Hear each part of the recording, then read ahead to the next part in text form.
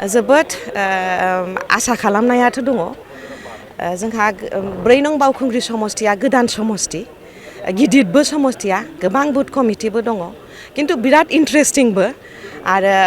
माने UPPL राजनीति हान्जा हिसाबै जोंहा मोनसे मोजां भित्ति दङ 4 नं बावखुंग्रि समष्टियावहाय नंखायनो माने प्रमद बर' सारनि दैदेननायाव जोङो जेरखम मोनसे भिजन लानानैसो राजनीति हान्जायाव ओंखारदों गोजोनखौ जोंहा बाहाय जेब्लाबो सम अराय समनि थाखाय जाहाथे जों बाहाय गोजोनखौ एस्टाब्लिश खालामनो हायो गोजोन फैयोबासो जोंनि जे सोदोमस्रि गोनां हारि दानायनि खोथाखौ जोङो बुङो जौगासारनायनि खोथाखौ जोङो बुङो बे थांखिखौ लानानैनो जोङो गेलेदों आरो जोंहा माने गोसोआव आसा दङ जोङो बावखुंग्रि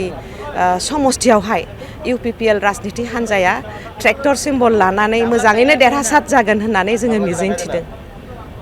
सोरजों कन्टेस्ट जानायनि जोङो बाहाय बिराद इन्ट्रेस्टिं जोंनि 4 नं बावखुंग्रि समष्टियावहाय नों जुदि नायोबा बिजिरोबा बाहाय नुगोन जोंनि 4 नं बावखुंग्रि समष्टियावहाय जाय NDA नि माने केन्डिडेट बिजाथि रुपम रय बिथाङाथ' सासे NDA निफ्राय बिथांखौ माने BPF निफ्राय थिखांदों किन्तु लोगोसे नों जुदि नायबिजिरोबा बाहाय राजीव कुमार ब्रह्म बिथाङा इन्डिपेन्डेन्ट हिसाबै दारायदों किन्तु बिथाङाबो BJP मोन आरो बिनि आवगोल BPF निमोन आरो लोगोसे जोंहा पृथ्वी नारायण देबमेसाबो बिथाङाबो BPF जोंनो लोब्बा लानानै खामानि मावबोबाय थानाय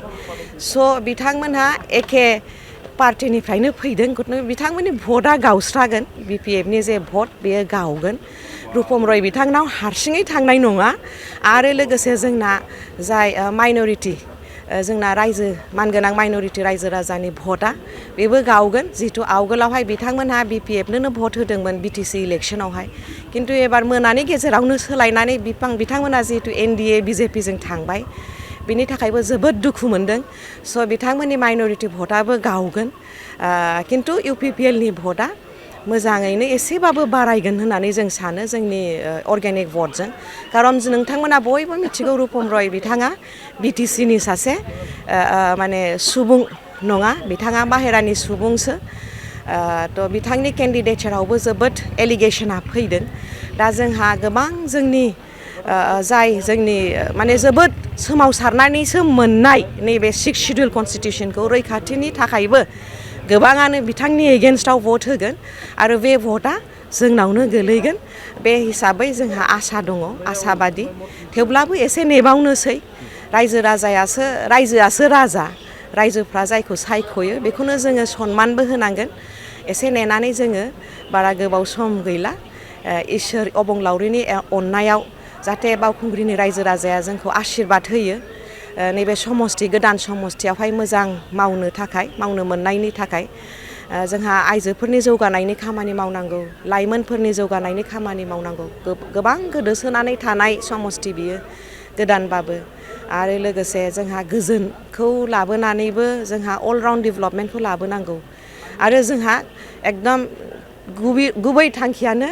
जोंनि BTC 6 शिड्युलखौ जोंहा रैखाथि होनांगौ संबिजिराव जे रैखाथि दङ बेखौ जोंहा मान सनमानै बयबो जोङो बेखौ रैखाथि होनो नाजानांगोन आरो गोजोन्थों बे बिथिङावनो नोंथांनो